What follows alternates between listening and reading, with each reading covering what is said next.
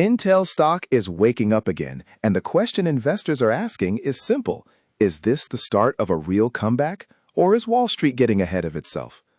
Intel is one of the original giants of Silicon Valley. It helped popularize the processor, or CPU, the chip that handles the main instructions inside a laptop, desktop, or server. For years, Intel was the default choice for PC chips. That dominance faded, but the company is now trying to reinvent itself. Today, Intel does three main things. It sells chips for personal computers, it sells server CPUs for data centers, which are massive buildings packed with machines that run websites, cloud services, and AI tools. And through Intel Foundry, it wants to manufacture chips for other companies, acting as a factory for the global chip industry. So why are investors paying attention again?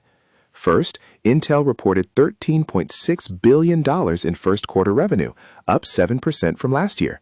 That may not sound dramatic, but for a turnaround story, stabilizing revenue matters. Second, demand for server CPUs has improved. Even the most advanced AI systems still rely on regular processors to manage data, networking, and coordination alongside powerful AI chips.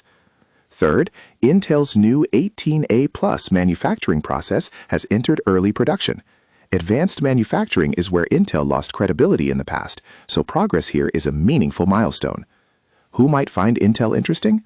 Likely investors who believe in a long, multi-year turnaround, support US-based chip manufacturing, and think AI growth could benefit more than just NVIDIA. But the risks are real. Intel faces relentless competition from AMD in CPUs, TSMC in manufacturing, NVIDIA in AI, and ARM-based chips that are gaining ground. Its foundry business is expensive, currently losing money, and success could take years.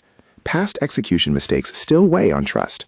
So Intel is not a quick hype trade. It is a comeback bet. The real test is whether customers will commit to Intel to build the next generation of chips. I am not a financial advisor, and this is not financial advice.